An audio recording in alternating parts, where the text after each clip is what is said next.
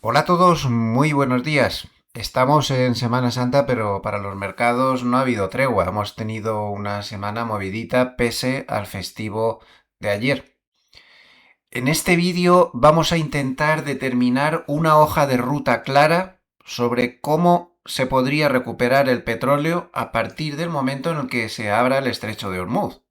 Otra cosa es que se abra, porque de momento el mercado no lo tiene nada claro. Fíjense en este mercado de Polymarket, que al final esta gente con las casas de apuestas son los que más aciertan, que están dando qué posibilidades de que se abra el estrecho de Hormuz, que vuelva a la normalidad para finales de mayo, y esto asusta porque solo están dando un 33% de posibilidades para finales de mayo. Vamos a analizar cómo se iría recuperando. Las cosas no son tan fáciles como parecen, ya se lo advierto. Vamos a ser bastante precisos en el análisis. También vamos a ver por qué la bolsa está aguantando extrañamente ya subidas del petróleo realmente increíbles, muy fuertes. Vamos a centrar los niveles técnicos en los que nos tenemos que fijar, porque son ya muy importantes, sobre todo por la parte de abajo. Vamos a hablar del estúpido dato de empleo que se dio ayer, que fue un chiste malo. Ese dato ya no sirve para nada y les voy a aportar algunas pruebas al respecto. Hablaremos del negociete que se ha montado Irán. Atención, porque ayer pasaron 4 millones de barriles por el estrecho de Hormuz.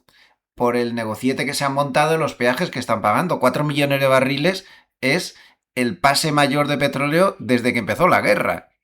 Y vamos a repasar también ¿de qué manera podría ser interesante invertir según que estimemos que puede venir una estanflación, que puede venir una recesión o que se puede montar aquí un lío, que no? Lo veremos también. Y veremos la versión de gente más optimista, pero también veremos la versión de algunos pesimistas, para que podamos jugar. Como vemos, es imposible perderse este vídeo porque si no, perderán las claves de cómo está la situación en mercado. Así que empezamos. Muy buenos días a todos, bienvenidos. Les habla José Luis Cárpatos y esta es nuestra tradicional cita de todos los sábados con el vídeo de las 4 claves de la semana que ahora termina. Ya saben que aquí no hay fiestas. Todos los sábados del año, salvo que un servidor esté enfermo o algo así, siempre se hace este vídeo, esta cita, por mucha fiesta que haya, por muchas vacaciones que haya. Las claves, ya saben, técnica fundamental, cuantitativa de fontanería de mercado y clave de varios. Empezamos a grabar hoy sábado 4 de abril, sábado santo de la Semana Santa, a las 9:02 de la mañana, hora de Zúrich, hora central europea. 3:03 de la madrugada, hora de Nueva York. Espero que hayan estado ustedes pasando una buena semana, que estén de vacaciones, la mayoría de ustedes, y que estén descansando. Así que intentaré no ser demasiado pesado en el vídeo de hoy en plenas vacaciones. No sé si lo conseguiré. Tengo aquí material, he intentado no ser muy exhaustivo hoy para ir al grano y no martirizarles demasiado en sus vacaciones. Yo por aquí, pues nada, tranquilo, en casa, no hemos ido a ningún lado. Este año, pues como el año pasado, estaré en España luego en verano, unos 10 días o así, y ya me vuelvo otra vez para acá. Es lo que hice el año pasado. Estuve al final unos 10 días en todo el año. Pues haré lo mismo, pero aún así, aunque esté de vacaciones, no se preocupen que yo seguiré con los vídeos, es mi pasión. No saben cómo les agradezco toda la cantidad de gente que nos sigue porque es que me motiva mucho. Ya a estas alturas de mi carrera, un poco de vuelta de muchísimas cosas, pues esto me motiva mucho, me ilusiona poder ayudar y poner un granito de arena. Recuerden darle al like si les gusta este vídeo, nos ayuda mucho y hay mucha gente que le da al negativo, hay mucho enemigo por ahí. Si le dan al positivo nos ayuda mucho porque el algoritmo de YouTube va buscándose la vida por ahí, ese parámetro ayuda mucho. Bueno, pues lo dicho, que la semana bien, yo por aquí también con bastante trabajo, entonces que eso que estoy un poco de vuelta de las cosas, pero aún así, bueno, está y con muchos proyectos, como saben, ahora estamos en el repaso y maquetación del libro Leones contra Gacelas, se está terminando de maquetar también el uno, estamos ya terminando el 2. Cuesta mucho, la maquetación es un poco pesada, pero yo sigo apostando por los libros en papel. Ya sé que todo es muy moderno ahora, todos son pantallitas, pero soy de la opinión que nos vamos a volver tontos de tantas pantallitas. Y yo voy a seguir apostando por los libros en papel. De momento no tengo previsto ediciones en digitales porque estoy emperrado en ser un editor a la vieja usanza, en papel. Creo que un libro hay que tocarlo, hay que subrayarlo, hay que sentirlo, pues no sé. Se quieren creer que yo me leo el periódico en papel. Yo recibo todos los días aquí en Suiza el periódico, me lo trae el cartero. Ahora le acabo de oír en la furgoneta que dejaba el periódico a las 9, a las 8:30 ha pasado hoy, una cosa así, no menos cuarto. Y me leo el periódico en papel. Es que estoy un poco cansado de tanta pantallita, insisto. Es importante en nuestra vida y más ahora con la revolución de la inteligencia artificial, pero por cierto, hablando de inteligencia artificial, cada vez estoy más enamorado de Claude y un poquitín decepcionado con el ChatGPT que no está siguiendo el paso. Eh, Sigo teniendo las dos porque el ChatGPT para preguntas, no sé, por ejemplo, legales o así un poco complicadas, lo hace mejor, analiza más las cosas a fondo, pero para el resto de cosas se está quedando muy atrás respecto a Claude, ¿eh? Y estoy trabajando cada vez más con esta inteligencia artificial. Bueno, a nivel de series y demás, estoy enganchadísimo a la serie El hombre en el castillo que están haciendo ahora en Netflix. Creo que ha estado mucho tiempo en Amazon, o como no lo tenía Amazon, pues no lo había visto. Y en Netflix están las 3 temporadas, voy ya por la tercera temporada y la recomiendo totalmente. Y la meto entre las series top que he visto en los últimos tiempos. Los primeros capítulos de la primera temporada no estaba muy seguro, pero ahora que ya voy por la tercera, muy buena trama, muy bien hecha, un guión espectacular, un futuro realmente distópico y peculiar, donde los japoneses y los alemanes han ganado la Segunda Guerra Mundial y entonces está todo el mundo pues bajo su dominio, con mucho mensaje, tremendo, me encanta. El hombre del castillo, se la recomiendo totalmente, una de las series top de las que he visto últimamente. También recordarles que pueden trastear con la app de nuestro patrocinador Trade Republic, que está justo al principio de la descripción del vídeo y que es nuestro patrocinador de los vídeos de los sábados. Ha confiado en nosotros y creo que es una entidad que merece la pena. Les abrimos la puerta precisamente por su calidad. Recuerden que nuestro patrocinador Trade Republic paga un 2,02% TAE de interés sobre el efectivo ilimitado, da igual lo que se tenga en la cuenta, pagado mensualmente, sin más historias, sin más requisitos, sin nada más, que tiene además cuentas infantiles, que tiene una tarjeta, como pueden ver ahí, con un 1% de Save en todos los gastos, que tiene unos planes de inversión estupendos. Para inversores a largo plazo permite crear planes de inversión gratuitos donde no cobran comisión. Puedes comprar todo tipo de ETFs, todo tipo de acciones, todo tipo de productos para hacerte una cartera. El otro día hablábamos de las carteras permanentes que se pueden hacer aquí fácilmente y no cobran comisiones en las operaciones que vamos haciendo. Se puede hacer mensualmente, los ingresos y demás. En fin, un montón de cosas. Luego hablaremos un poquito más. Trade Republic. En la descripción tienen el enlace a la app para descargársela. Vamos a empezar yendo al grano con un tema que todos nos estamos preguntando, ¿no? ¿Por qué en la sesión del jueves tuvimos estos movimientos del petróleo tan bestiales y sin embargo, pues el Wall Street no lo siguió?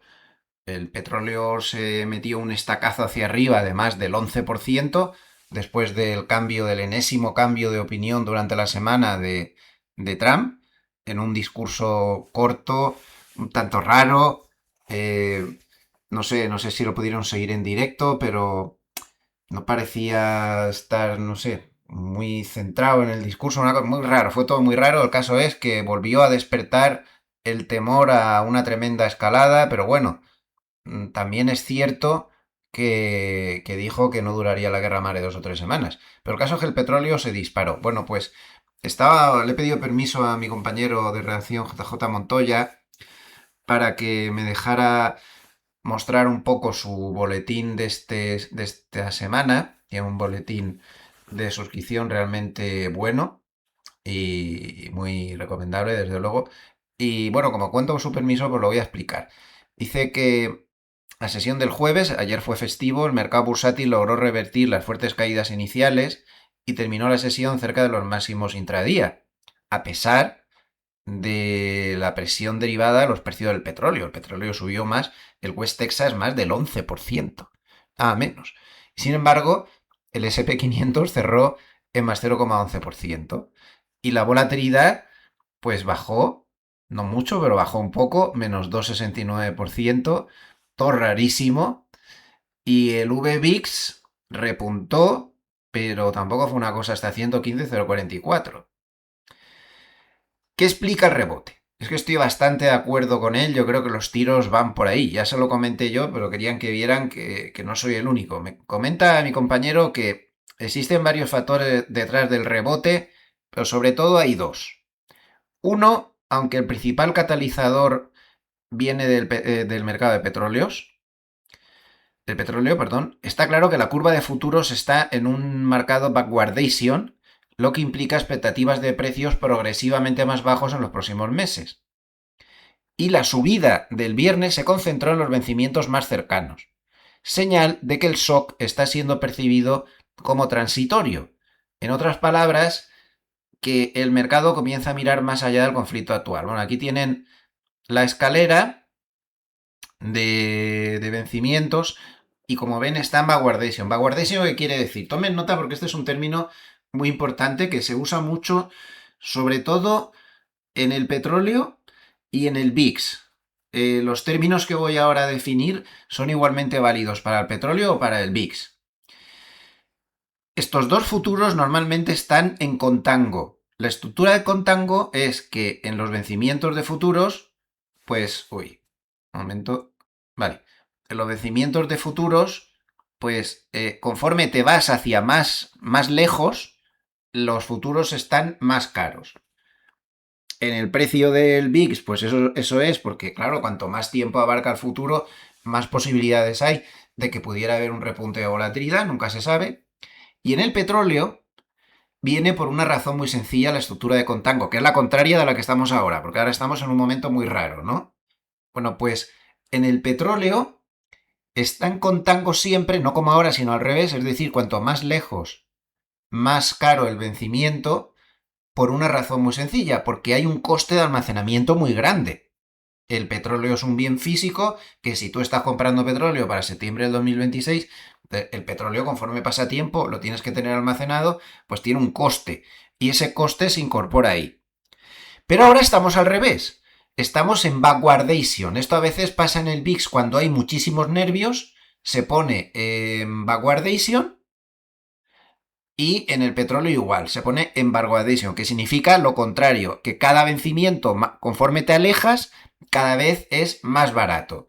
En el VIX sucede, pues porque como ahora estás en una explosión de volatilidad, lo normal es que tarde o temprano se calme y por eso está en backwardation, cada vencimiento más bajo.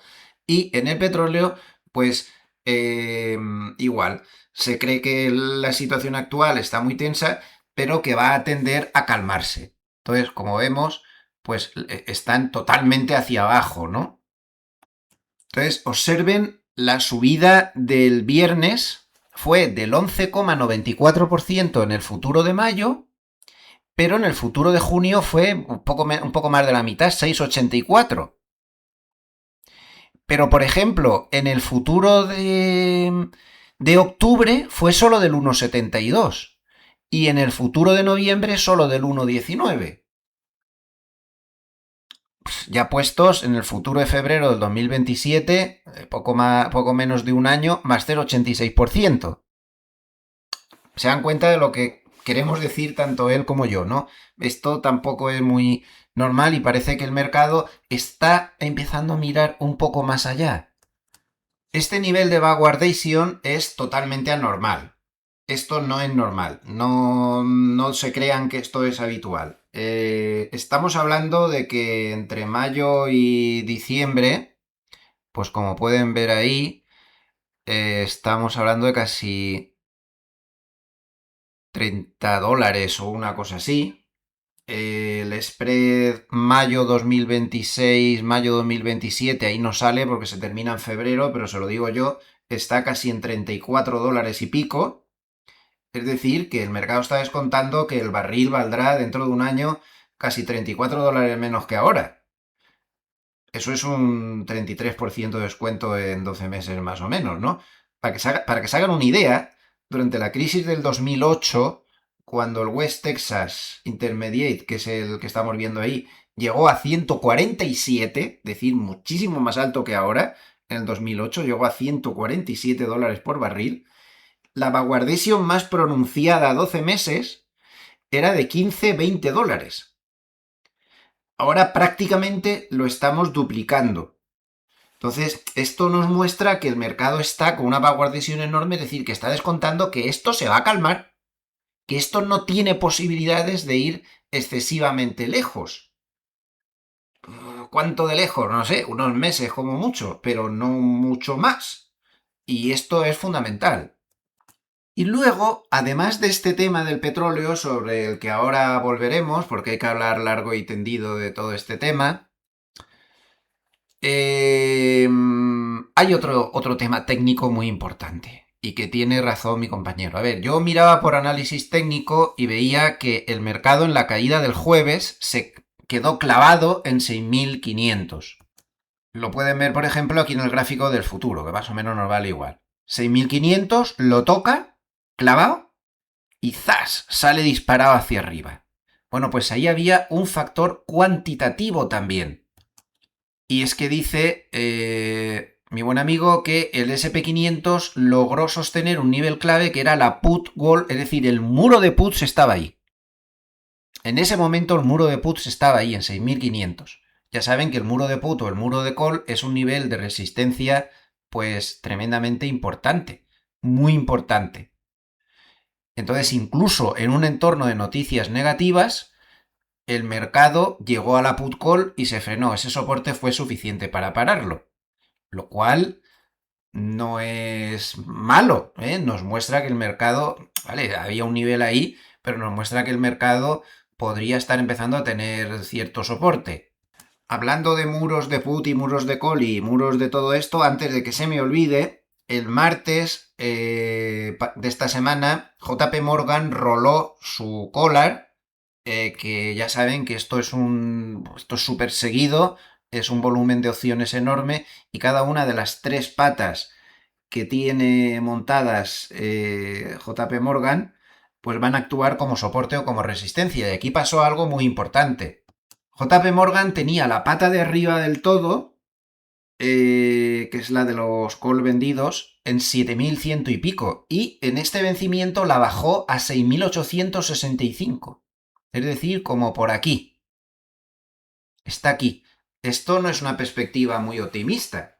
Es decir, que para todo este trimestre, recuerden que esto lo rolan trimestralmente, no van a volver a hacerlo ya a partir de ahora hasta junio. Pero se han vuelto bastante pesimistas. La pata de arriba está en 6.831, es decir, no aspiran a grandes rendimientos. Si pasara de ahí, se han capado un poco la cosa en aras de estar más seguros. Entonces, por arriba, 6.865. Y vamos a tener mucha resistencia, mucha. Además, tengan en cuenta que no muy lejos andan las medias de 50, de 100, la media de 200 está en 6.800. Se ha complicado esa zona mucho con este collar de JP Morgan. Luego, la pata intermedia, que es la de los put comprados, está en 6.180. Ya está muy abajo. Está como por aquí. Y la de los put vendidos está en 5.210. Una estructura muy defensiva, muy pesimista para el próximo trimestre. Está claro que JP Morgan apuesta porque en estos 3 meses vamos a tener que terminar a hacer la digestión de todo este enredo y que no va a ser de resolución fácil. Tomen nota, por lo tanto, 6.865, 6.180 y 5.210. Cada uno de esos puntos pues pasan a ser soportes y resistencias de primer orden. Bueno, pues esa put wall, ese muro de puts, parece que frenó al mercado y también eso influyó en el rebote que vimos. Dice que adicionalmente el VIX cerró la semana por debajo de 25, mientras que tanto el VIX como el VVIX, y esto es importante, continúan dibujando una secuencia de máximos decrecientes, sugiriendo una moderación del estrés en volatilidad. Esto también es muy importante. Tercer factor, diría yo, y es que la volatilidad se está calmando. No se ve muy fácil, pero ya lo ven ahí. Está dibujando una secuencia de máximos decrecientes. Y no solo el VIX, también el VVIX, que es la volatilidad de la volatilidad. Luego habla aquí de otra cosa, que ya saben que a mí me gusta mucho hablar de esto también, que es el oscilador de McClellan. Como ya advertimos durante la semana, el oscilador de McClellan nos confirmó la señal de compra que estábamos esperando. Hasta ahora no ha fallado en los últimos tiempos. Cada vez que se ha metido claramente por debajo de menos 100 y ha vuelto a salir con claridad por encima de menos 100, pues ha confirmado una señal de gran suelo en las caídas grandes y está activada la señal.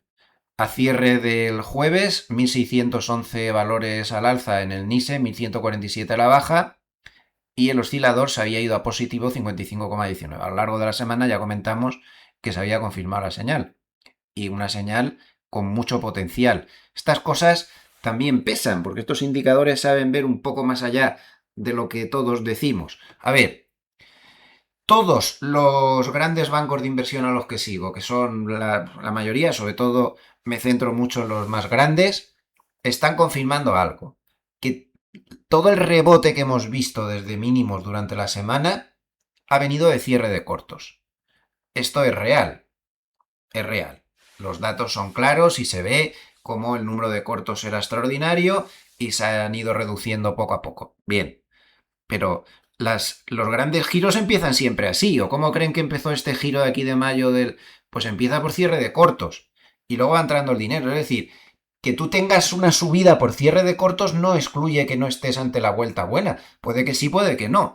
Pero no es ningún problema. Todas las grandes vueltas que vemos aquí en este gráfico, primero, en los primeros compases han venido por los cierres de cortos, que es lo primero que pasa. Y luego, cuando se calma la cosa, empieza a entrar más el dinero. Grandes flujos de entrada pues no se han visto, eso es cierto. Más, el volumen estaba algo reducido por las vacaciones de Semana Santa, ha habido menos que de costumbre. También habría que añadir que puede haber ayudado en el rebote, habría que añadir una cuarta historia en lo que dice mi compañero, o una quinta, porque la cuarta podría ser esta técnica, que sería que hemos tenido rebalanceos de fin de trimestre realmente potentes. Empezó Goldman diciendo que serían de 18.000 millones de dólares de compra de acciones y venta de bonos, pero al final parece que han sido de 34.000 millones, que son muchos millones, y todo eso en un mercado con poco volumen ha entrado de golpe durante la semana. Esto es importante, esto también es importante. Hemos visto factores favorables a que tengamos el rebote y hemos hablado de los rebalanceos y demás. Pero también hay que tener en cuenta un factor negativo, ya que sale el tema, aunque no viene demasiado al caso, pero que si no se me va a olvidar, que es el tema de que como factor negativo estamos en recompras, en apagón de recompras, estamos en blackout de recompras. Esto muy bueno no es. Hasta que no pase la temporada de publicación de resultados, el mercado no va a poder contar con esta gasolina que le da las recompras diarias que suelen ser tremendas. Por lo tanto, ahí habrá que tener paciencia. El mercado lo tiene bastante más difícil sin que le entren esos 7-8 mil millones de dólares diarios que pueden entrar por las recompras. Los apagones no es que apaguen totalmente las recompras, pero sí las disminuyen de una manera muy notable. Tengan en cuenta que ahora mismo, según Goldman, estamos prácticamente entre 90 y 95% de compañías que no pueden recomprar. Por cierto, aprovecho para volver a hablar un poquito de nuestro patrocinador, Trade Republic. Hay mucha gente que está interesada pues, en entrar en valores que tienen fuertes recompras, porque a fin de cuentas, pues esto es gasolina para el mercado, ¿no? Bueno, pues entre los muchísimos productos que tienen, pues tiene, por ejemplo, este ETF sobre el S&P 500, valores con más recompras, Como pueden ver, pues desde que pasó la tendencia bajista del 2022, pues ha funcionado bien estos valores con más recompras. Como esto, pues hay muchísimos más productos. Se puede entrar a casi todos los sectores importantes, por ejemplo, del SP 500. Se puede entrar en ETFs del SP 500 con la divisa cubierta, por ejemplo, donde no te tienes que preocupar de cubrir la divisa. Aquí está todo hecho ya. Tienes apalancados, por ejemplo, este de 2 veces. Este me parece tremendamente interesante. Es un ETF donde se puede entrar en el SP 500 de igual ponderación. Aquí no hay distorsión que valga. Aquí se puede ir un poco más a mercado puro. Vean este año, por ejemplo, cómo se habría comportado el ETF. También ha tenido el drawdown que hemos visto ahora, pero no ha sido de las mismas proporciones. Aquí están todos los valores en igual ponderación. De hecho, a largo plazo puede ser muy interesante este índice, en determinadas circunstancias más importante, o sea, este índice es de ETF, que un ETF que replica el SP 500 normal. Tiene un montón de sectores y subsectores, industrial, lujo, consumo, bueno, aquí un poco de todo, utilities, cuidado de la salud, cubiertos, sin cubrir, apalancados, largos, cortos, hay con todas las posibilidades, carteras seleccionadas, y este también es muy interesante, con divisa cubierta y valores de mínima volatilidad. Y ahora, pues que hay tanta gente que intenta encontrar productos buenos para invertir en petróleo, pues la panoplia de productos que hay aquí, pues fíjense, este, por ejemplo, es el West Texas apalancado 3 veces. No sé, para moverse rápido, este tipo de cosas pueden ir bien. 24,58% ganó el, en la última sesión, ¿no? Tienen el Brent, tienen el West Texas, hay productos apalancados largos, cortos, de todos los productos, hay gasolina. Hay aceite de calefacción o gasóleo, gasolina lo tienen aquí, en fin, todo tipo de productos en los que se puede invertir. Y si lo que quieren es estar tranquilos, pues una de las cosas que más me gustan de esta plataforma es que pueden encontrar cualquier bono corporativo, del tesoro, de lo que sea, de todas las clases y de todos los colores. Y se puede comprar fácilmente, aunque no se tenga una gran cantidad de dinero, basta con hacer un clic. Aquí tienen, por ejemplo, bonos de Rumanía al 6,55%, cupón 6,75%, bonos corporativos, bonos alemanes, bonos, por ejemplo, de Lufthansa, bonos italianos, bonos de McDonald's.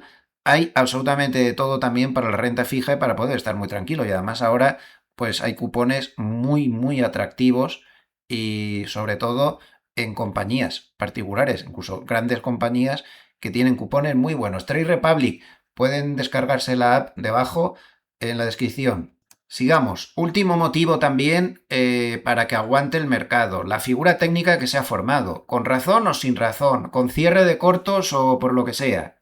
El caso es que el futuro formó, ya lo comentamos en los vídeos en directos, una estrella del amanecer entre el viernes 27 de marzo y el martes 31 de marzo, confirmada.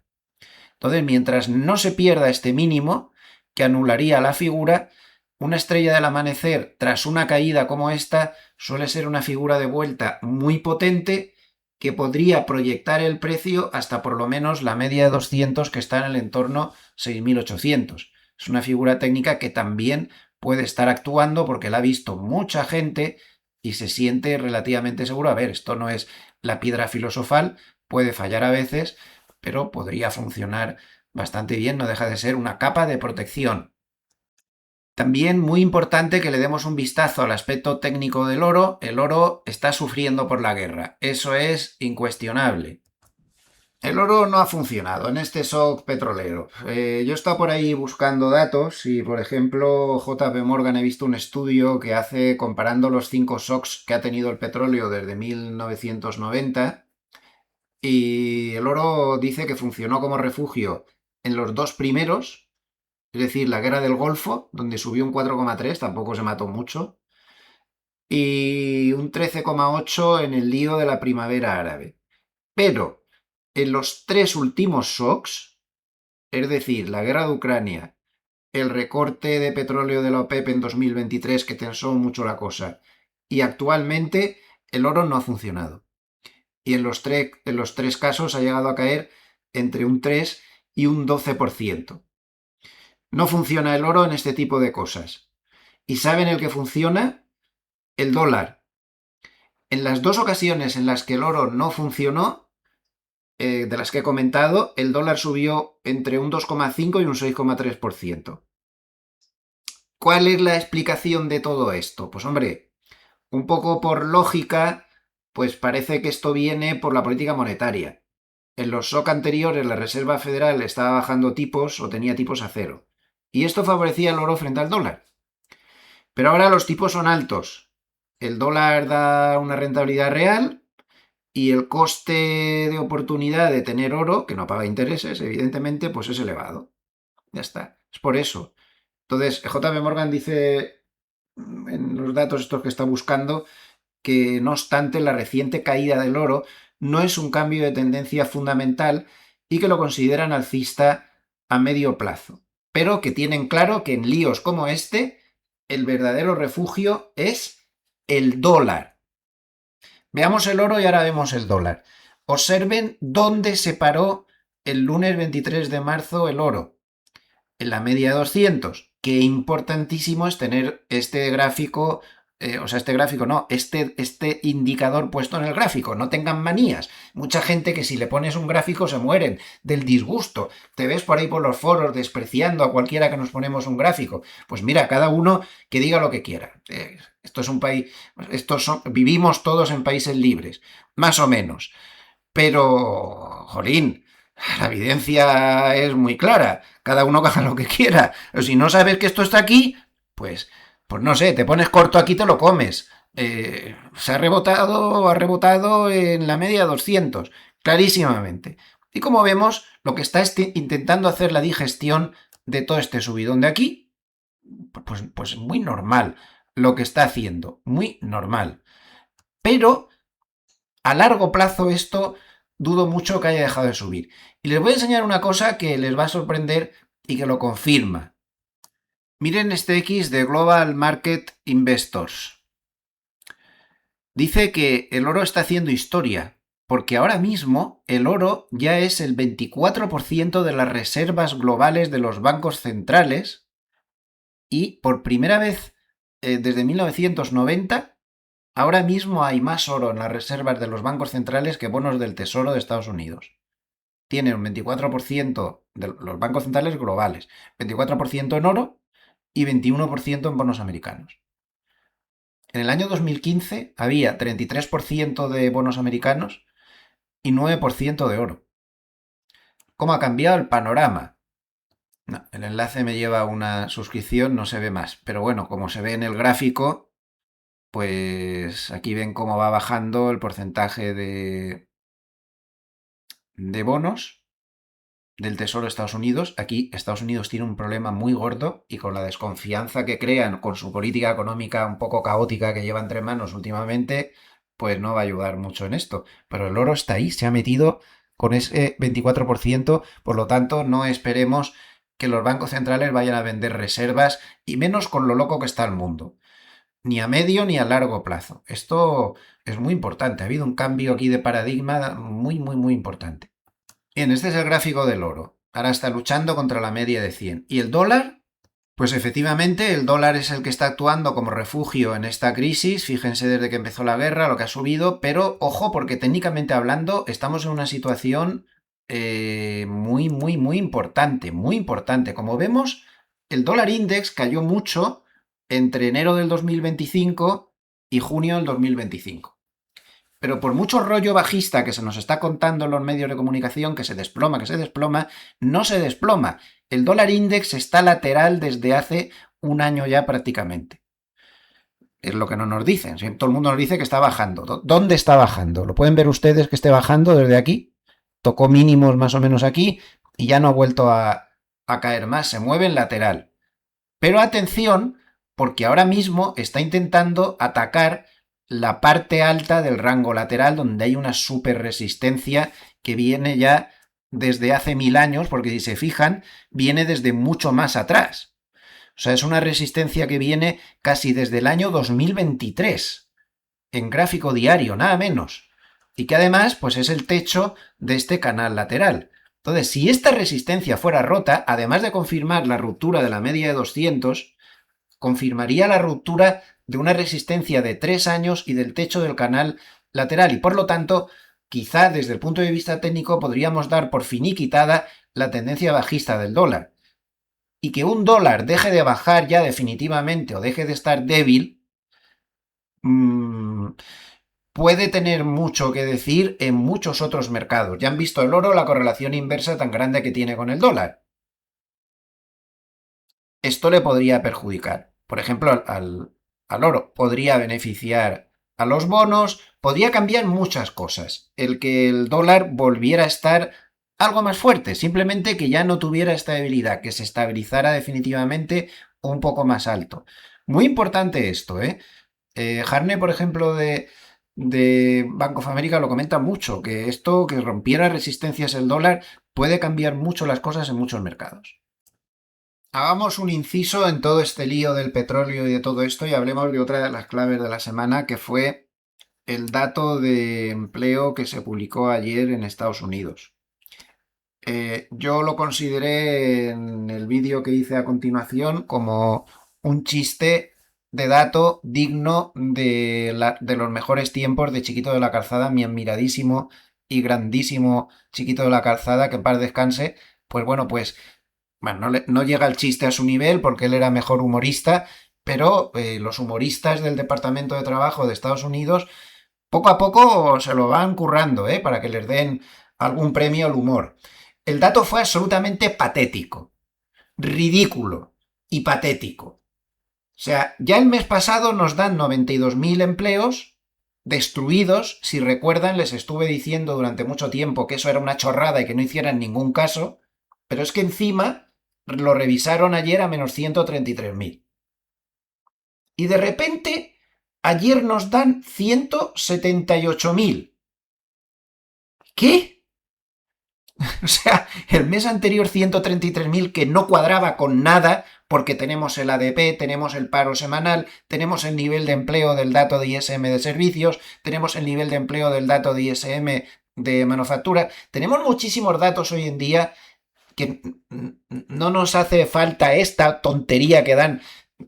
Si quieren que les diga la verdad, he leído varios papers en los cuales analistas mucho más sesudos que un servidor que no es nadie están diciendo que deberían dejar de publicar el dato. O publicarlo trimestral a ver si consiguen de esa manera tener el dato un poco mejor. Porque es patético. No se puede pasar en menos 133.000 a más 178.000. Es que esto no tiene ni pies ni cabeza. Además, ellos mismos comentaban ayer muchos analistas que los salarios por hora bajaron, que las horas trabajadas por semana bajaron. Pero no ven que eso no cuadra. Y lo que es peor, esta semana también habíamos conocido el dato de Jols, donde veíamos que había unas lecturas bastante peligrosillas en contratación, que estábamos teniendo la contratación más baja desde el COVID. Esto no tiene ni pies ni cabeza, se están dando unos datos absurdos completamente.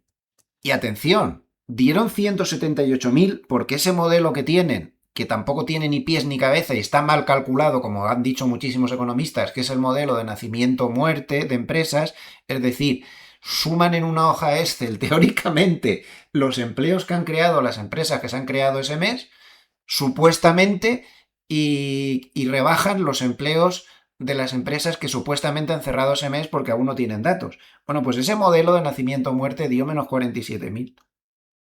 Es decir, que si no llega a ser por ese modelo, que es como la lotería, te puede dar un mes positivo o negativo y no se sabe nunca por qué, te habrían dado un dato de más 230.000 empleos o una cosa así. Sin comentarios. Entonces, ese dato es muy importante que tengamos en cuenta, que no sirve para nada, que es muy raro. Ayer ya se publicaron varios papers calificando al dato de extraño, de raro, de anómalo, porque son muy políticamente correctos y no quieren decir que no saben calcularlo, que cambiaron a la persona que estaba al frente y lo ha conseguido, porque lo hace peor que el anterior. Entonces el dato no sirve para nada. El Departamento de Trabajo ahora mismo no tiene medios o no sabe utilizarlos, no sé qué le pasa, pero los cálculos que hace son completamente ridículos y no sirven para nada. Por lo tanto, tenemos que quitar ese dato de nuestro análisis porque no sirve para nada por todo lo que les acabo de comentar. No perdamos más el tiempo con esto y ahí lo dejo. Antes de seguir, les actualizo las noticias de la guerra que hemos tenido esta mañana. Por un lado, el Wall Street Journal dice que Irán se niega a reunirse con Estados Unidos en Pakistán. Irán está bastante envalentonado porque ha derribado dos F-15 de Estados Unidos y esto tiene bastante simbolismo militar, por decirlo de alguna manera. Tampoco tiene nada de raro que en una guerra como esta tan complicada, pues derriben dos aviones de Estados Unidos, pero es que el gobierno de Estados Unidos había dicho que Irán ya no tenía capacidad para poder defenderse contra los ataques aéreos y parece ser que tiene más capacidad de lo que parecía. También el New York Post habla de que el secretario de guerra teme que lo destituyan en cualquier momento y que haya un cierto ruido de sables políticos en ese departamento para, en fin, que no, quién se pone, quién no se pone. Esto podría significar que no se está contento con cómo se desarrolla la campaña. Bueno, ya he comentado antes el negociete que tiene Irán. Ayer, por sorpresa, pues 4 millones de barcos pasaron, 4 millones de barriles de petróleo pasaron el estrecho. Ya saben, el pago son 2 millones de dólares por entrada, 2 millones por salida, lo cual viene a ser 2 dólares por barril, porque estos petroleros son muy grandes y transportan casi 2 millones de barriles. Durante la semana, Irán llegó a decir que con Omán iban a haber un plan para controlar el estrecho de Hormuz y que fuera el paso seguro. Yo ya saben lo que les digo siempre, Irán no se puede permitir que se cierre el estrecho de Hormuz porque los primeros perjudicados serían ellos. Yo no entiendo mucho de cosas militares, pero igual que ellos cazan a los barcos que pasan por el estrecho, no creo que le fuera muy difícil a Estados Unidos, con la potencia militar que tiene, cazar a los petroleros iraníes que salieran del estrecho. Al final aquí esto es una guerra en lo que se refiere al estrecho exclusivamente, que no se puede ganar ni una parte ni la otra. Esto, al final, lo que interesa es que el estrecho esté abierto, ¿no? No se puede hacer otra cosa. La economía de Irán depende exclusivamente del petróleo que exporta y más ahora con lo empobrecida que estará pues después de los ataques, que es un mes y pico de ataques, que el daño que tiene que haber causado económicamente, no entro militarmente ni en otras cosas, que no es lo mío, pues tiene que haber sido bastante duro. Aquí cada uno puede tener su teoría. Esto ya lo comenté en los vídeos durante la semana, pero quería volverlo a repetir, porque mucha gente solo ve el vídeo de las 4 claves. Este cuadrito de Stifel me parece valiosísimo porque es muy útil. Pueden parar el vídeo y tomarse nota. Creo que es muy útil porque nos dice, según la perspectiva que tengamos de cómo va a terminar esto, es decir, va a terminar con esta inflación alta, crecimiento débil, va a terminar con inflación alta pero con un crecimiento importante. Podría ser, ¿eh? Este escenario perfectamente también. O va a terminar con un escenario de lo que llaman ellos edad del hielo, es decir, baja inflación, bajo crecimiento. Esto parece poco probable. O va a terminar con un boom de desinflación, inflación otra vez baja y crecimiento muy fuerte. Lo veo poco probable también. De hecho, Stifel, si se fijan, dicen que ellos apuestan por un barbell, es decir, una barra, una combinación entre una posición de una posible estanflación y una eh, posible crecimiento con inflación baja. Bueno, pues para quien lo esté viendo como podcast, lo esté escuchando, pues leo rápidamente. Si nos vamos a un escenario de esta inflación, hay que estar a la defensiva, pues lo típico, alimentación y bebidas, productos de la casa, nadie deja de comprar jabón, ¿no? Porque haya recesión. Bienes de consumo, Walmart, Costco, evidentemente todo el mundo sigue consumiendo. Farmacéutica, cuidados de la salud, utilities, servicios comerciales y profesionales, oro, que es el activo refugio por excelencia en escenarios de esta inflación, y empresas que paguen altos dividendos, también sería interesante, y también valores con baja volatilidad. Los ETFs que podríamos decir, por ejemplo, más representativos en un escenario así, pues podría ser, por ejemplo, el XLP de consumo básico, el XLV de cuidar de la salud, el XLV de utilities, oro y, por ejemplo, el USMV de acciones con baja volatilidad. Y en la otra parte que ellos recomiendan, que es esta de que la inflación sigue elevada, pero hay mucho crecimiento, pues energía, que ese sería el más destacado para ellos, el petróleo Brent, con exposición directa vía futuros o ETFs, bancos, ya que los márgenes de interés se expandirían con los tipos altos, servicios financieros, ya que entiendo que se beneficiarían del crecimiento del crédito de la actividad, seguros, normalmente los ingresos de estas compañías suben con tipos altos, materiales básicos, ya que las commodities pues subirían, ¿no? Entre más inflación y más crecimiento, bienes de capital, las infraestructuras se comprarían por el crecimiento económico, transportes, ya que el transporte pues sube con la actividad económica alta, las pequeñas compañías que se benefician más del crecimiento y también inmobiliario. Y por ejemplo, pues ETFs importantes que pudiéramos tener en este escenario, pues podrían ser estos 5 XLE de energía, XLF de financieros, XLB de materiales, XLI de industriales y pues cualquier derivado o lo que sea sobre el Russell, ¿no? Si nos fijamos, si nos fijamos, no aparecen, esto es importante también, en estos dos escenarios ni tecnología, ni servicio de comunicación, ni tampoco consumo discrecional. Es decir, el consumo más, digamos, de lujo, ¿no? Es que estos sectores donde mejor funcionan es con baja inflación, más alto crecimiento, que en este momento no parece un escenario realista. Me parece interesante este punto de vista, muy interesante. Hago un inciso, acabo de ver los derivados de fin de semana para que nos orientemos cómo está el panorama y el petróleo estaría subiendo otro 1,5%. La verdad es que no hay quien lo pare. La guerra sigue, como he comentado en las noticias de última hora, pues a todo tren, desgraciadamente. Y el Nasdaq baja 0,4%, pues más o menos lo que ya estaban marcando los futuros, o sea que estaría en línea con lo que marcaron los futuros a cierre de ayer.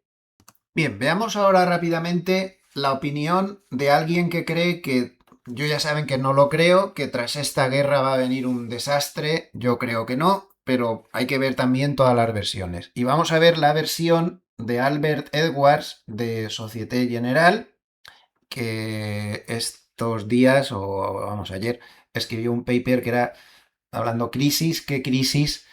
Fíjense la asignación de activos que él considera: solamente un 30% para renta variable, un 50% para bonos y un 20% para cash, porque Albert Edwards pues, se muestra muy pesimista. Y su tesis central, como pueden ver en este trocito del paper, pues es que los años 70 son el espejo y que nadie quiere mirarse en él, ¿no? Dice que en aquella época la inflación y los tipos de interés ya llevaban más de un año subiendo antes de que llegara el shock, y que la situación actual pues tiene los mismos ingredientes previos, pero que ahora nadie se lo toma en serio, ¿no? Entonces cita a John Otters de Bloomberg para ilustrar lo que él quiere decir. Dice que en octubre del 73, cuando estalló la guerra, de Yom Kippur y se declaró el embargo petrolero, el SP500 no se desplomó de inmediato. Y tiene razón, eso es lo que pasó. Lo tienen aquí en este gráfico de Bloomberg que él cita ahí. Entonces dice que eso no pasó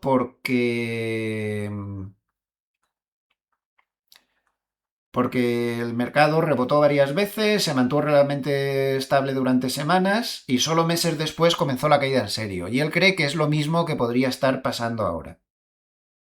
Dice que los inversores ven los titulares, pero que no están interiorizando las consecuencias reales. Y dice que además le parece muy chocante que desde 1990, cada vez que el SP500 caía con fuerza, las estimaciones de beneficios también bajaban, que era una norma sin ninguna excepción, pero que ahora mismo, por primera vez desde entonces, el índice está bajando, mientras que las estimaciones de beneficio siguen subiendo. Entonces, dice que está muy claro que esto es porque los analistas no han incorporado el deterioro macroeconómico que ya está en marcha. Por lo tanto, él cree que vienen sustos, que estamos en una situación igual a la del 73 y que la caída de la bolsa vendrá posteriormente. Dice que está, en el paper dice que está cometiendo el mercado exactamente el mismo error que en el 74, que es tomarse la crisis del petróleo como algo temporal y manejable, mientras que las complicaciones pues ya están puestas en marcha. Dicho esto, habría que aclarar que Edwards lleva desde mediados de los años 90 prediciendo lo que él llama la edad de hielo, eso mismo que han visto antes que citaba otro banco por ahí, que es un escenario de deflación a la japonesa prolongado para Occidente, con caída estructural de beneficios, colapso de valoraciones bursátiles. Lleva casi 30 años diciendo eso. Acertó en el 2000, 2008, pero luego siguió diciéndolo. Y se ha perdido pues toda la subida. Por lo tanto, no sé, pero ahí queda una opinión. Mi opinión en esta infografía que creé, pues que ya les puse alguna vez y la vuelvo a repetir, no es la misma situación. En los años 70 el Producto Interior Bruto tenía más dependencia del petróleo que ahora, había más peso del petróleo en la economía, ahora la mezcla energética es mucho más diversificada, había menos eficiencia en transporte e industria, ahora hay mucha más eficiencia tecnológica. En aquella época había mucho más efecto sobre la inflación y el crecimiento. Ahora el impacto macro es menor que en los años 70, sobre todo en Estados Unidos. La política monetaria de aquella época pues era menos creíble y ahora los bancos centrales son más rápidos y más duros. Y al final, en los 70, el petróleo era el 8% del Producto Interior Bruto Mundial y ahora el petróleo es el 3% del Producto Interior Bruto Mundial. Las cosas no son iguales. La economía se ha movido de una manera diferente, ha pasado más a servicios que antes. Y bueno, pues no es lo mismo. Y sobre todo, yo creo que la mayor diferencia de todas es el gran cambio que ha habido en Estados Unidos. Y es que no hay comparación posible en los 70, porque Estados Unidos importaba en el 73, cuando empezó esa guerra, el 35% de su petróleo y no tenía ninguna capacidad doméstica para poder parar ese embargo que le cayó encima. Sin embargo, a partir del 19 y sobre todo en 2023-2024 alcanzó niveles de producción récord históricas por encima de 13 millones de barriles diarios. Entonces, vale, un cierre del estrecho de Hormuz le duele, ¿no? Ya lo estamos viendo, la gasolina y demás. Pero no le corta el suministro, como ocurrió en el año 73, así de claro. No es lo mismo, no se parece en nada. Vamos a precisar con cifras de este estupendo paper de JP Morgan. Vamos a coger unos cuantos detalles que nos va a mostrar con cifras lo que podemos esperar según se abra el estrecho de Hormuz o no se abra o qué pueda pasar, ¿no? Vamos a ver. En abril, los inventarios comerciales de crudo de la OCDE caerán aproximadamente 166 millones de barriles. Ahí tienen un gráfico. La primera mitad de mayo habrá una caída adicional de 67 millones de barriles, si todo sigue como ahora. Resultado, se van a alcanzar el mínimo operacional de 842 millones de barriles. Eso es aproximadamente 30 días de cobertura para los inventarios comerciales. Por debajo de ese nivel, el sistema empieza ya a claudicar y los precios del petróleo se empiezan a volver locos. O sea, ya se agota el colchón y ya la demanda se empieza a racionar por la fuerza, vamos. Aquí ya no hay equilibrio posible. Hasta ahora hemos estado viviendo de todas esas reservas. El déficit más o menos es de 14,3 millones de barriles, aproximadamente. ¿De acuerdo? ¿Esto cómo se compensa? Pues en abril se ha compensado en 5,5 millones. El resto no se ha podido compensar, pues vía exportaciones de Irán, que sigue sacando petróleo, Arabia Saudita que saca petróleo por la otra costa, Emiratos Árabes que saca petróleo por detrás del estrecho con el oleoducto que tiene, algunos buques amigos de Irán, entre comillas, que les dejan pasar el estrecho pagando peajes, y por la liberación de reservas estratégicas que hemos tenido, ¿no? El resto, esto que pone aquí, pues a costa de los inventarios de la OCDE. En mayo, pues los mecanismos anteriores van perdiendo fuerza, todo se va complicando y se sigue tomando de las reservas. Ya la diferencia la cubre más destrucción de demanda. ¿Cuánto se tardaría, este gráfico es vital, cuánto se tardaría en volver a la normalidad si ahora mismo se abriera el estrecho de Hormuz, cosa que no va a pasar? Bueno, pues en la primera semana va todo muy lento. En la primera semana, digamos que hay una recuperación del 15%. En la segunda semana ya sube otros 2,3 millones de barriles. Digamos que hasta que empiece a haber una recuperación significativa ya estamos en la semana 3 más o menos.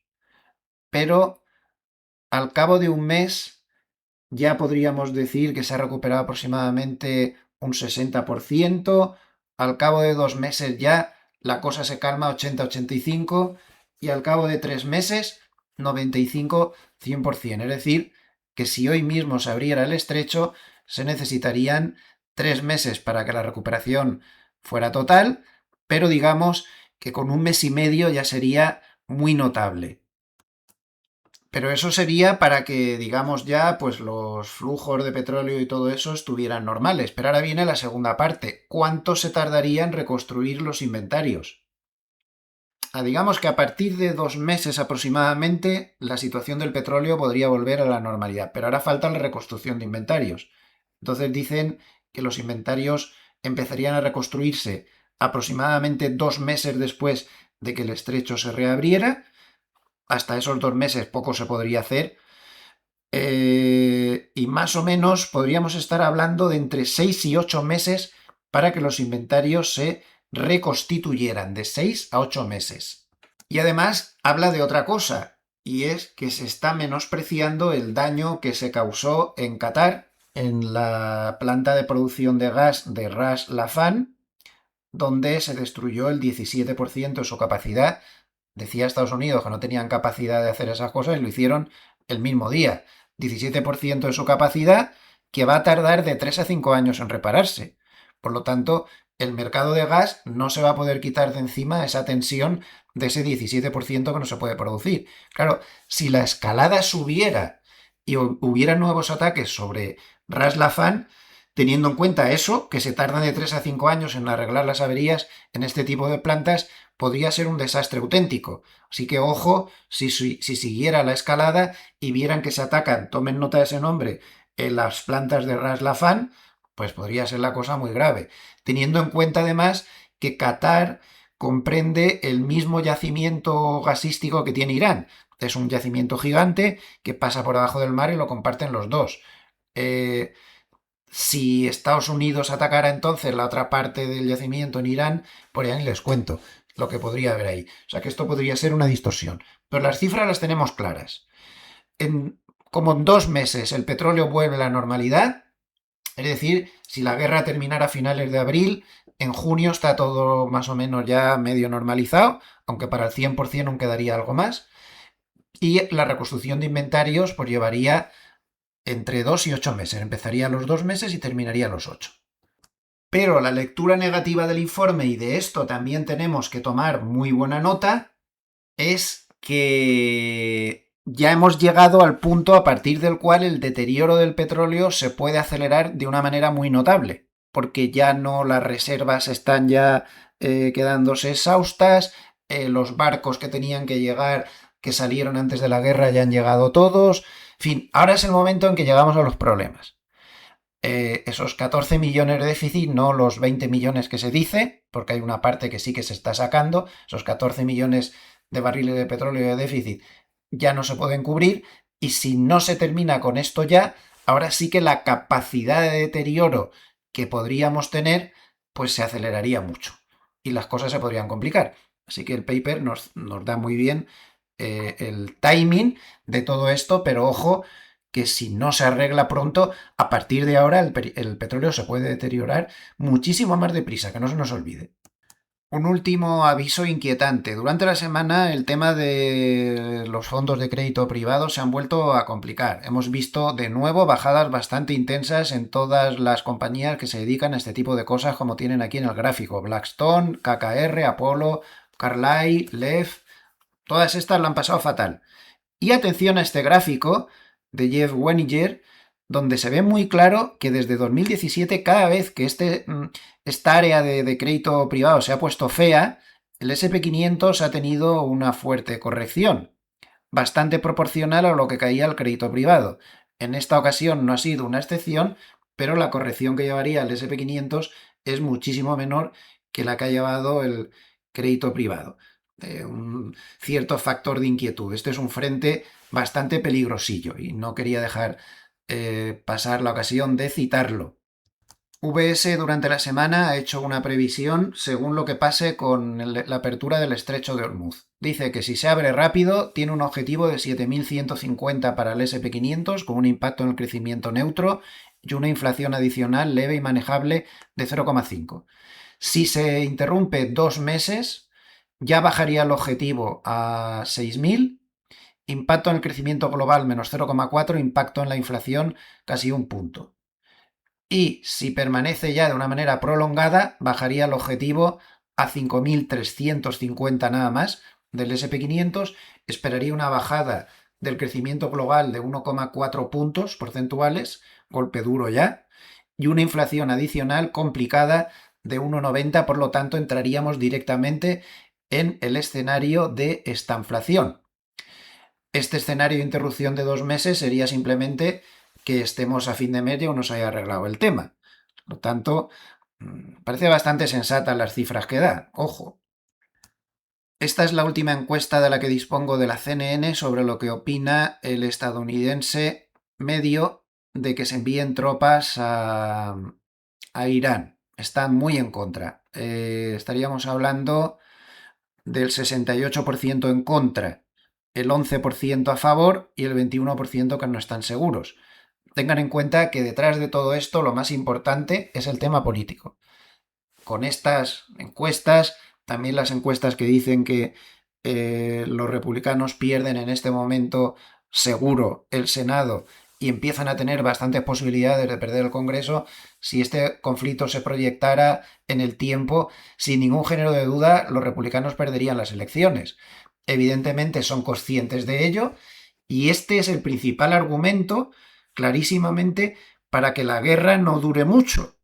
Porque si no van a perder las elecciones y no hay ningún partido político en el mundo que no prime por encima de todo su supervivencia como partido en el poder, en Estados Unidos y en cualquier otro sitio. Por lo tanto, este argumento es de un poder tremendo. El argumento de que políticamente pueden tener problemas y por lo tanto tendrán que terminar con esto pronto para que haya tiempo para reconstruir esos niveles de aceptación tan bajísimos y de disgusto tan bajos que tiene ahora mismo el partido en el poder. Esto es fundamental y tomen muy buena nota de ello.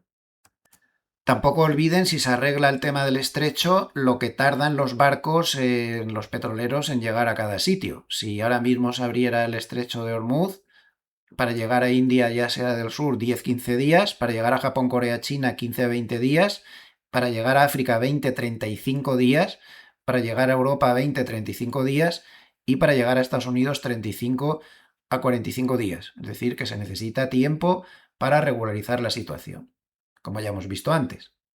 Y por último, y nos vamos al paper de Harnett, como siempre muy interesante, Pues quería destacarles que la estacionalidad que tienen los años de medio término, es decir, en el que estamos, es muy complicada. Como ven, son años muy complicados, nada que ver con la estacionalidad normal, que sería la línea negra de arriba, y hasta que no pasan las elecciones el mercado nos aclara. Ya a partir de las elecciones, como ven, se suele producir una fuerte subida. No descarten que eso vaya a pasar este año también, ¿eh? Que a partir de las elecciones el mercado vuele. Yo no lo descartaría. De hecho, me parece la hipótesis más probable que este año se cumpla la estacionalidad y pase esto. Mientras tanto, seguramente vamos a dar más vueltas que un molino. Por cierto, observen esta mini estacionalidad positiva que tiene abril, incluso en los años de elecciones de medio término, que viene producida pues porque ya saben que se puede ingresar hasta el 15 de abril dinero en los planes de pensiones en Estados Unidos y tiene ese efecto retroactivo fiscal del año anterior. Esto provoca unas fuertes entradas de dinero en bolsa que provocan esta estacionalidad. Bueno, pues empezamos con el paper de Harney, que como vemos lo llama vitaminas C. Importante. Empezamos con el primer párrafo, que es bastante denso. Y lo que dice aquí es que, vamos a, más que traducirlo, a explicarlo, usa el cierre en máximos del ETF de biotecnología como señal de que el mercado está comprando duración. ¿Qué quiere decir con eso? Pues quiere decir activos cuyos flujos de caja están muy alejados en el tiempo. Y el biotech, pues es uno de esos, ¿no?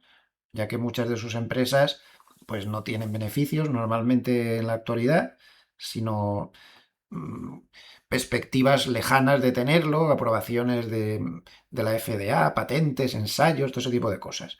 Entonces, cuando el biotech sube, Harney siempre ha defendido que el mercado está descontando tipos más bajos en el futuro, lo cual es coherente con expectativas de recortes de la Fed. Vamos, es una señal de que el bono largo, los activos de crecimiento largo, empiezan a recuperar el favor del mercado, duración, aplazar las cosas, ir más allá de este lío que hay en este momento. Entonces, él, como ven, se centra en que el conflicto actual eh, se va a resolver relativamente pronto y que no va a haber recesión. Eso él lo tiene claro. Eh, Partiendo de esa base, pues usa los índices de aprobación de Trump, que son muy bajos, pues para decirnos que un presidente con aprobación baja, lógicamente, pues tiene incentivos políticos muy fuertes, ¿no? Para evitar una recesión. Si no, su partido se va al garete en las elecciones de medio término, ¿no? Y por lo tanto no tiene o no va a tener ningún interés en prolongar conflictos que estén dañando a la economía, como es el caso, y el bolsillo del votante. Yo estoy totalmente de acuerdo con esto. Tiene un incentivo político ahí para terminar esto ya una vez tremenda. Y ahora habla de las vitaminas C. Son 4 operaciones realmente que propone. La primera C, apuesta porque el diferencial entre tipos largos y cortos se amplíe. ¿Esto en la práctica qué implica? Pues vender el bono más corto a 2 años y comprar el bono a largo de 10 a 30 años, anticipando que la Reserva Federal pues, va a recortar los tipos en el tramo corto, ¿no? Mientras que la inflación y el riesgo fiscal pues mantienen los tipos largos más elevados. Esto podría ser la historia que dice ahí. Bueno, al margen de interpretaciones, lo que dice literalmente es apostar por el empinamiento de la curva. A ver, perdón que lo estoy diciendo al revés.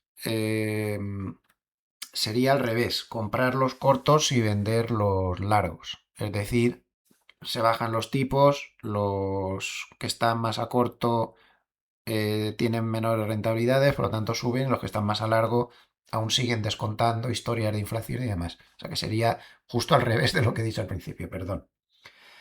Bien, sigo leyendo.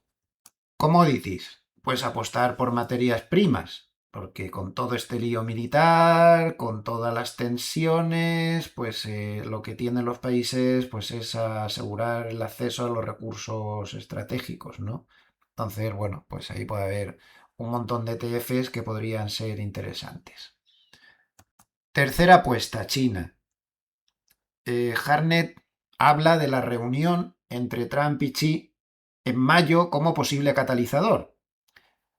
Si hay negociación comercial o se calman las cosas, pues China podría ser un trade de compra con el rumor clarísimo, ¿no? Entonces él apuesta a que estas conversaciones pueden calmar los ánimos y ser un asunto interesante. Y luego la última C, la última vitamina C, son valores de consumo. Harnett anticipa que tras el fin del conflicto bélico, pues habrá lógicamente un gran giro político para intentar ganar terreno de cara a las elecciones con medidas que aborden el coste de la vida, que esto así no puede ser. Esto favorecería al consumo discrecional y a los minoristas que se benefician pues de políticas fiscales expansivas. La idea va por ahí, ¿no? Por lo tanto, esos ajustes en la curva de tipos, commodities, China, valores de consumo, él cree que podrían ser las vitaminas C. Me salto esto de por aquí en medio, me voy aquí al gran dibujo del mercado. Dice que el panorama general es que el mercado laboral de Estados Unidos se debilita. Él no había visto aún la chorrada de dato que dieron ayer, porque esto lo publicó el día antes, pero advierte sobre lo que ya he comentado yo, que la tasa de renuncias continúa por ahí bastante alto y que las nóminas están positivamente correlacionadas con los beneficios empresariales. Y dado que las estimaciones de beneficios siguen elevadas, pues se necesitan unos meses de sólidas ganancias de empleo para evitar que las estimaciones de beneficios pues se compliquen y sigan a la baja la caída de las acciones. Pues lo que dice aquí, esto lo ha comentado Harnett en otros papers, él usa mucho la tasa de renuncias. Dice que cuando la tasa de renuncias pues cae, que es lo que está pasando ahora, pues suele significar que los trabajadores ya no están seguros de su empleo, entonces no renuncian o no se fían que pueden tener problemas para encontrar otro. Y que eso suele indicar enfriamiento del mercado laboral. Esto de la tasa de renuncias es algo que se conoce poco, pero que Harnett usa mucho en el mundo institucional, se usa mucho. Entonces, es al contrario de lo que parece, ¿no? Una tasa de renuncias baja podría parecer que es bueno, pero no, es malo, porque la gente no se siente segura para renunciar, enfriamiento del mercado laboral. Entonces, históricamente, cuando la tasa de renuncias es baja, hay esa inseguridad, pues normalmente la Reserva Federal acaba bajando tipos, no subiendo, porque el mandato de empleo, como ya saben que tiene un doble mandato, pues el mandato de empleo les pesa más que el mandato de inflación. Esto sale en el dato de George. Hay que verlo allí. Mucha atención a su modelo Bullenberg, porque como pueden ver baja de 7,4 a tan solo 6,3, es decir, ya se aleja mucho de la señal de venta, una señal de venta que de manera muy brillante dio en el mes de diciembre y acertó. Ahora no es que esté dando compra, pero ya ha dejado de dar señal de venta por primera vez en mucho tiempo. Los flujos de la semana han sido de entrada de 11.600 millones de dólares en acciones, 3.300 millones de dólares de entrada en bonos, 900 millones de dólares de entrada en oro, y es la primera vez en 5 semanas que vuelve a entrar dinero en oro. De cripto salen 400 millones y de cash salen 2.000 millones.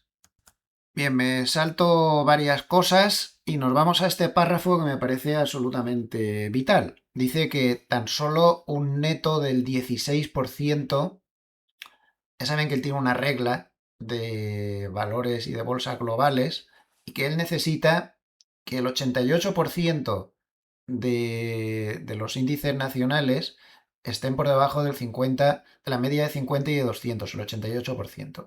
Que eso para él es un mercado que está extremadamente sobrevendido y da señal de compra.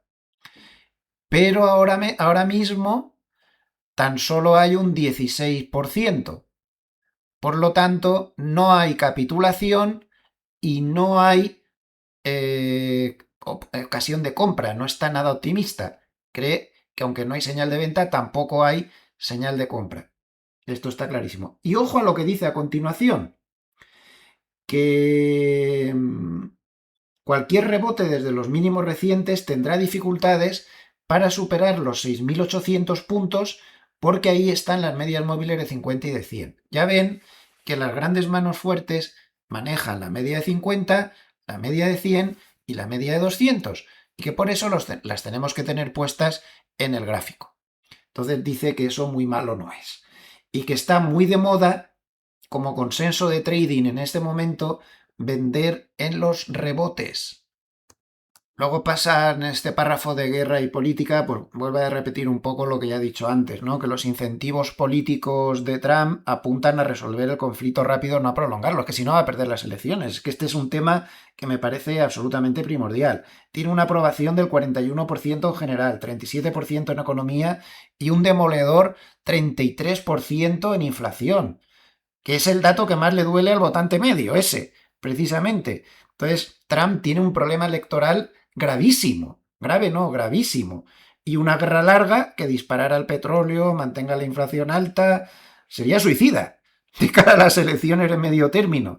Así de claro, teniendo en cuenta que, como dice ahí, tan solo tiene 15% de posibilidades de conseguir el Congreso, solo el 15%, y antes no sé si lo he dicho al revés, perdónenme si lo he dicho al revés, 15% de conseguir el Congreso y ya solo tiene 49% de posibilidades de conseguir el Senado, que eso se daba por hecho que lo iban a conseguir los republicanos.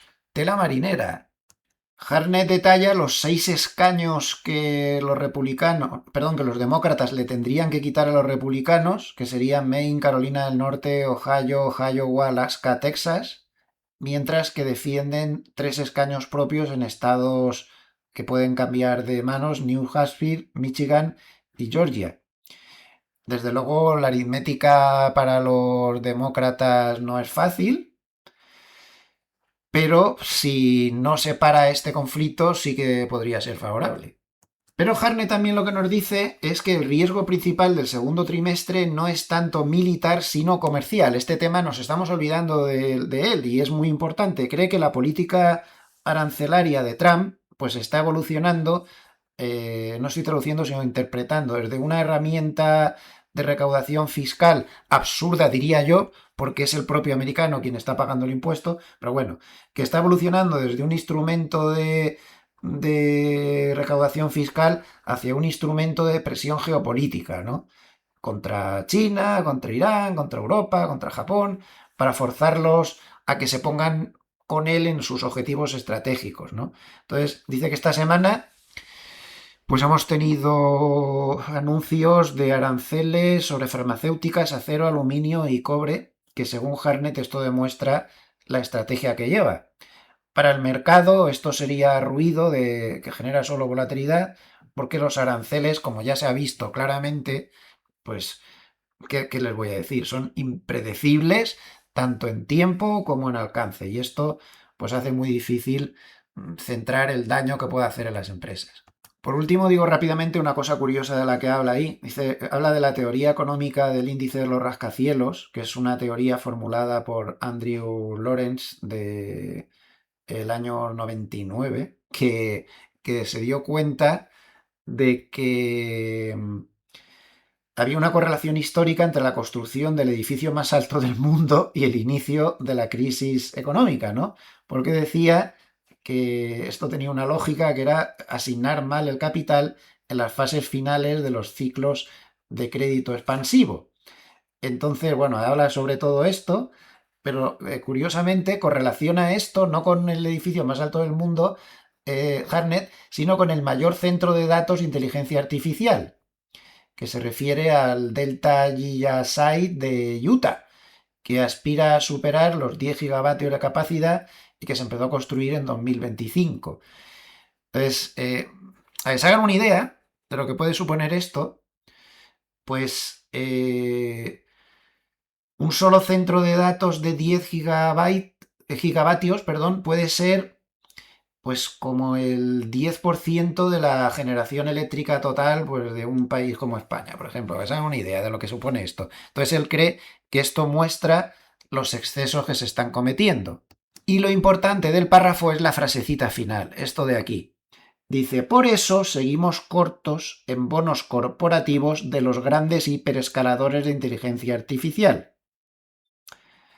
Ojo con eso.